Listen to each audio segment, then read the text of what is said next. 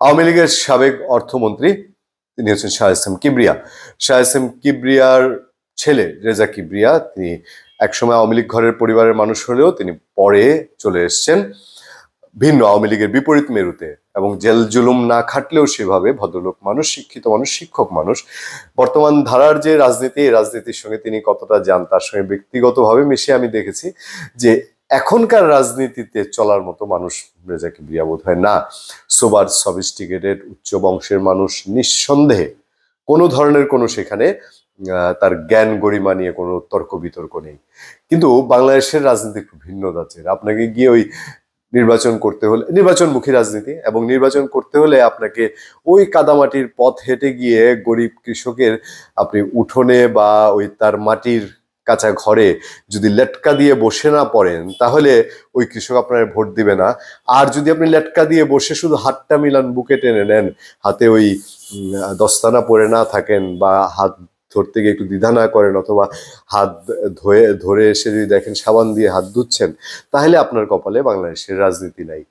এখন ডক্টর রেজা কিবরিয়া কোন প্রান্তের আপনারা বুঝে নেবেন, জানেন। তিনি একটি কিছু ইন্টারভিউ সম্প্রতি এবং একটা ভিডিও বার্তা দিয়ে আলোচনায় এসেছেন। আমরা এর আগে তার পিতার হত্যার জন্য সালমান এফ রহমান সহ আওয়ামী লীগের 3 নেতা এবং বিএনপির 1 নেতা দায়ী, এরকম একটি কন্টেন্ট আপনাদেরকে উপহার দিয়েছি আমরা আমাদের পূর্ণিয়া খোঁজ ইউটিউব চ্যানেলে। এবং সেখানে তিনি বলেছেন যে সালমান এফ রহমান পয়সা দিয়েছে যারা তার বাবাকে হত্যা করেছে, সেই মামলার নিয়ে তিনি যথেষ্ট আপত্তির কথা বলেছেন। এবার রেজা কিবরিয়া একটা জবরদস্ত প্রশ্ন তুলেছেন, এবং আমার মনে হয় বাংলাদেশের অসংখ্য মানুষই এখানে একমত। বিএনপি মহাসচিব মির্জা ফখরুল ইসলাম আলমগীর ভদ্রলোক মানুষ, তিনি একটু ভদ্র ভাষায় বলেছেন যে অতি বিপ্লবী হওয়া ঠিক না। তো এবং গুণীজনরা বলেন সব ফ্রন্টে একসাথে যুদ্ধ লাগানো ঠিক না। বাংলাদেশের তরুণ প্রজন্ম রক্ত গরম, আসনাদ আবদুল্লাহ, সার্জিস আলম, ইভেন উপদেষ্টা যারা হয়েছেন মাহফুজ আলম বা অন্য যারা আছেন, আসিফ মাহমুদ, তাদের তরুণ এই সময় ইয়াং জেনারেশন বলেই তো এটা প্রতিষ্ঠিত সত্য, এদের একটু রক্ত গরম, রক্তচটা, মাথা চটা হয়। এই রক্তচটা, মাথা চটা স্থিত হতে একটা সময় লাগে। এই সময়টা যে লাগে এইটা এই নতুন প্রজন্ম জেনারেশন উপলব্ধিও করতে চায় না, এটাও বাস্তবতা। আর উপলব্ধি না করতে পারলে তারা হুটহাট ধুমধাম করে ফেলতে চায়। আজই হতে হবে, আজই খোলনলচে সভা বাংলাদেশের বদলায় ফেলতে হবে, আজ এই নতুন দল, এই নতুন দলই বাংলাদেশের নেতৃত্ব দিবে। আজ হোক, দুদিন পরে হোক, আমরাই সেরা। সেই রকম কিনা চরণ জাফরি রেজা কিবরিয়া, তিনি গণ অধিকার পরিষদের সাবেক চেয়ারম্যান, তিনি প্রধান, তিনি কি বলছেন? তিনি বলছেন যে ছাত্ররা ভাবছে তাদের দলটি নির্বাচনে জিতে যাবে। কথাগুলো এসছে এরকম ভাবে। সম্প্রতি এক গণমাধ্যম সাক্ষাৎকারে ছাত্রদের নতুন দল প্রসঙ্গে সাবেক অর্থমন্ত্রী শাহ এস এম কিবরিয়ার ছেলে রেজা কিবরিয়া বলেন, তারা ভাবছে তারা দল গঠন করবে আর তা নির্বাচন করে জিতে চলে আসবে। কালের কণ্ঠ বলছে, ছাত্ররা কি করছে এমন প্রশ্নের জবাবে তিনি এ কথা বলেন। তিনি আরো বলেন, এটাকে তারা ছেলে খেলা ভাবছে।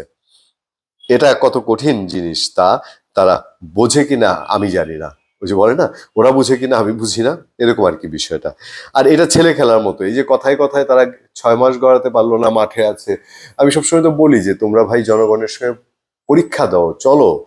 তারপর এখন দল গঠন করতে গিয়েও তাদের মধ্যে নানা মত, নানা পথ।